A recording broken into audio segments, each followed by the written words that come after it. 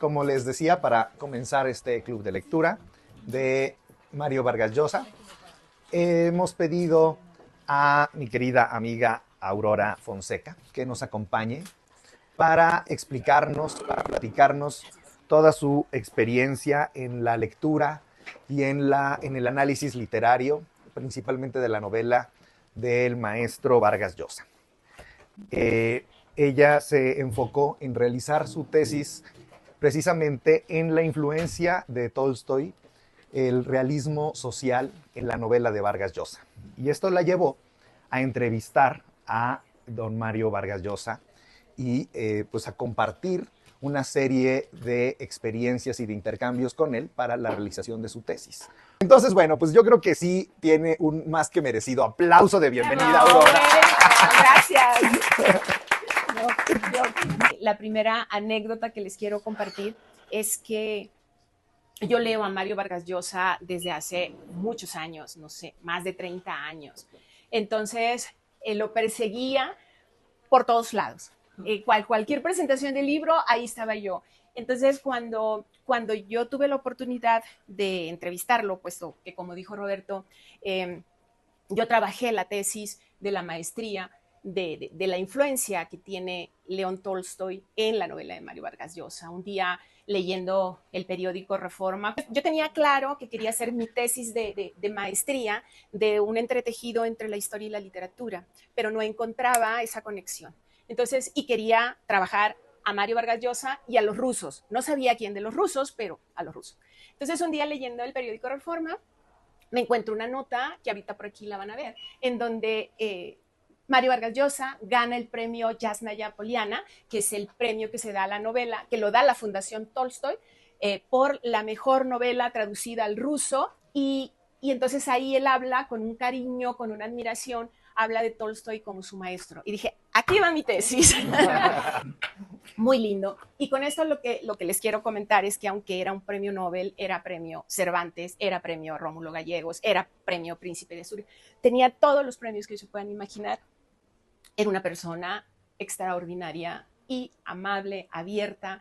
Si ustedes pudieron ver un poco del estilo de Mario Vargas Llosa, llega un punto, llega un límite en donde hay personas que se sienten se sienten muy incómodas por la parte erótica, por la parte violenta, porque es muy crudo, porque es muy agudo, y en esa crítica llega a unos niveles de crueldad a través de la pluma tremendos, ¿no? Hubo un movimiento entre los años 60 y 70 que se llamó, y seguramente ustedes lo han escuchado, el boom latinoamericano. Y lo que hizo el boom latinoamericano, que también fue un fenómeno editorial y un fenómeno comercial, pero lo que hizo la diferencia en el boom, o por qué se llamó el boom, es porque ellos rompen con la tradición de escritura que traían en América Latina, en donde manejaban una especie de novela de identidad. Mario Vargas Llosa, Carlos Fuentes, Cortázar, que ahora ya incluyen, por cierto, a Elena Garro en el boom. Sí, es una maravilla. Pero entonces, este grupo, que además era de puros hombres en ese momento, ellos rompen esa linealidad. Dice, yo ya no quiero esta linealidad, no quiero este lenguaje que solo me va contando, describiendo y me va dando hechos más hechos. Lo que hace el boom latinoamericano es como ser crítico con el momento histórico. No queremos que nos identifiquen como los escritores regionalistas casi naturalistas que solamente plasman lo que ven Queremos ser críticos de la literatura. Y ahí ellos hacen un traslape de los narradores, hacen lo que le llamamos ir y venir en el tiempo, el flashback. Y entonces de pronto era lo que encontrábamos. Al principio es bien difícil entrarle a la Casa Verde, y lo reconozco, pero también entiendo que es importante como entrar en el ritmo de los narradores. Una vez que entras en el ritmo y que dices, ya sé, se fue al pasado, ya sé, aquí está hablando en tercera persona, es que esto está hablando 20 años después, ¿no? Lo vemos con Fusía, por ejemplo. La Casa Verde la escribe entre el 62 y el 65. Y él en 1971 escribe Historia secreta de una novela, porque precisamente había muchísima gente con esta percepción, es que no le estoy entendiendo nada. Y en esas declaraciones que él hace, dice que la intención es que a la novela le sigas el ritmo y que la escuches más que la leas, que no trates de descifrar qué está pasando, que no la veas por partes, que la veas como un todo. Y cuando tú entras en el ritmo de los narradores y vas atando los cabos, te vas dando cuenta que las historias están entrelazadas de una manera extraordinaria. Que él estudia en la Universidad de San Marcos, ahí él se gana una beca y se doctora en la Complutense en Madrid. Ya cuando le publican los jefes y los cachorros, gana un premio, el premio Biblioteca Breve, 60. Él es del 36, en los 60. Él empieza a escribir a los 12 años. Cuando le publican La ciudad y los perros, esto se vuelve impresionante, ¿no? Y después entonces decide publicar La Casa Verde. Pero como ustedes lo pudieron haber visto, La Casa Verde eran 2 historias, eran 2 novelas.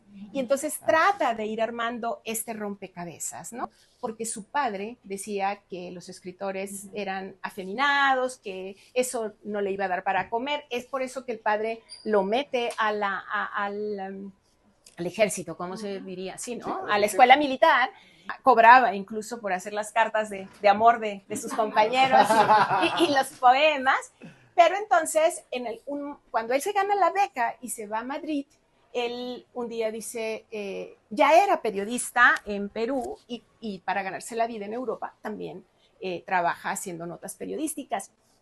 Pero entonces ahí es donde él dice, yo quiero ser escritor y a eso me voy a dedicar, ¿no? Es muy difícil pensar en ser un escritor si uno ha nacido en un país donde casi nadie lee, los pobres porque no saben o porque no tienen los recursos y los ricos porque no les da la gana, ¿no? Tiene una obra amplísima. Por supuesto, recomiendo La ciudad y los perros. Conversación en la catedral es otra extraordinaria novela, pero es de este estilo. Es un estilo Casa Verde en donde él va a hacer estos entretejidos en las narraciones y en los tiempos. Tiene la tía Julia, pero la tía Julia es la primera mujer con la que se casó, teniendo 18 años, y a escondidas. Sí. Y no era su tía, a ver, esto siempre lo aclaro, no era su tía biológica, había sido la esposa de uno de sus tíos, y era una mujer madura de más de 30 años, que luego ya Julia, la tía Julia, ya muy ancianita, ella escribe su propia versión, ¿no? Otra supernovela, La fiesta del chivo, sí, yo también, buenísima, yo la trabajé también en la tesis, esas fueron las 2 que trabajé. Las travesuras de la niña mala, me gusta recomendarla para la gente que quiere algo más ligero, muy sensual, y sí va a haber va a haber ahí muchos episodios bastante eróticos. Estos sí creo que llegan a pasar un poquito la frontera del erotismo. Y bueno, también él tiene una gran cantidad de ensayos. Escribe, por ejemplo, 50 años con Borges, que es buenísimo, porque todas las entrevistas que él y todas las charlas que tuvo con Borges las plasma. Y tiene Le dedico mi silencio, que es un poco todas sus charlas con Pérez Galdós. También hizo una gran investigación de Pérez Galdós. Él empezó con cuento, como les decía, Los jefes, los cachorros, y también tiene teatro. Ahí les va a aparecer La chunga, ¿no? Que también la tienen en la Casa Verde. Y de ensayo y de nota periodística y de político, hay muchísimo, no vamos a ahondar. Lo primero es que acuérdense que hay 2 casas verdes. Sí. Esa primera Casa Verde, la que construye Anselmo y que se quema en algún momento, y una segunda Casa Verde, la de la chunga, ¿no? La de la chunguita, en donde ya Anselmo, anciano, es el arpista. Pero lo curioso de aquí es que la Casa Verde existió. Cuando Mario Vargas Llosa era un niño, existía y era un prostíbulo. Y la Casa Verde, y tenían prohibido acercarse, ¿no? Les decían, no te puedes acercar. Entonces, para él, con 9 años de edad, eso era como un paraíso al que le encantaría ir. Y él dice, vestidas brillantemente, súper peinadas y maquilladas, con tacones. Regresa cuando está en el instituto, ya tiene 16 años, y entonces ya puede ir a la Casa Verde. Entra a la Casa Verde y dice, tristísimo, porque entonces ya era un lugar completamente pobre, ruinoso, y esas mujeres tan lindas que veíamos a los 9 años, pues ya eran mujeres que las veíamos todas demacradas, pues arrugadas, sí, degradadas, ¿no? Entonces, tiene la Casa Verde, tiene la Mangachería, que es ese barrio donde viven los inconquistables, que ojo, los inconquistables claramente no como los describe, con esa imagen de vividor y de explotadores, ¿no? Pero eran sus amigos. Él tenía un grupo de amigos que se llamaba Los Inconquistables, sí, ¿no? No. Por otro lado, cuando él habla de todo el tema de la selva, es porque él hizo un viaje por el río Marañón. Él cuenta que llegó un antropólogo mexicano, pero la cosa es que él era maestro en la universidad y entonces como él tenía ganas, ya había empezado la novela y él tenía ganas de conocer esta zona, se involucra en este viaje y él recorre la región del Alto Marañón, ¿no? Y ahí es donde se encuentra todas estas tribus, ¿no?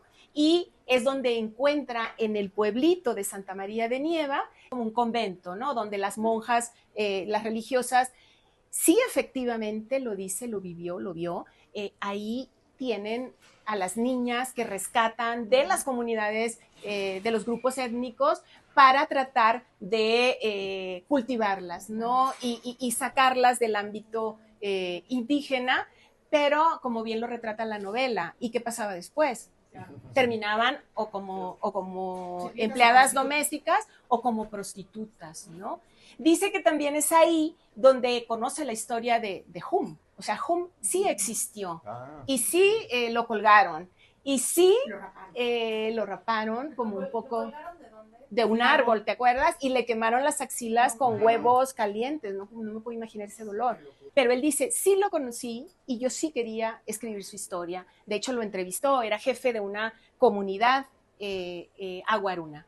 Y también dice que existía la leyenda de un japonés que se llamaba Tuchia. Y luego él le cambió a es nuestro Fusía, ¿no? Pero dice que esa era una leyenda que contaban. Él no conoció a este personaje japonés. Si ustedes se acuerdan, en la Casa Verde nos hablan de un brasileño, ¿no? Pero dice que era un japonés que cuando la guerra de Japón, muchos los recibió el Perú. Y entonces él toma lo que las leyendas le cuentan, incluso él hace un segundo viaje al Alto Marañón y a Santa María de Nieva, y ahí se vuelve a enterar de que muere este hombre y cómo muere. En la novela muere de lepra, pero acá muere de viruela negra, el real, ¿no? Entonces, que tiene este relajo con las dos novelas y que ni puede hacer la de la selva, ni puede hacer la de Piura, porque dice que de pronto las quiso escribir al mismo tiempo y de pronto escribía una cosa de una en la otra. Entonces dice, voy a intentar hacer dos novelas. Y ahí está todo el relajo que se forma, que la va entreverando. Entonces agarra como las cartas. Ajá, agarra las cartas, las va a... Parece, pero imagínense nada más lo que yo digo. Si nosotros, después de todo lo que él la pulió, se nos dificulta acercarnos, imagínense él, escribirla, ¿no? Y entonces decide hacer este entretejido, que yo digo es maravilloso, y claro, se da cuenta de que necesita un epílogo, porque no hay manera, ¿no?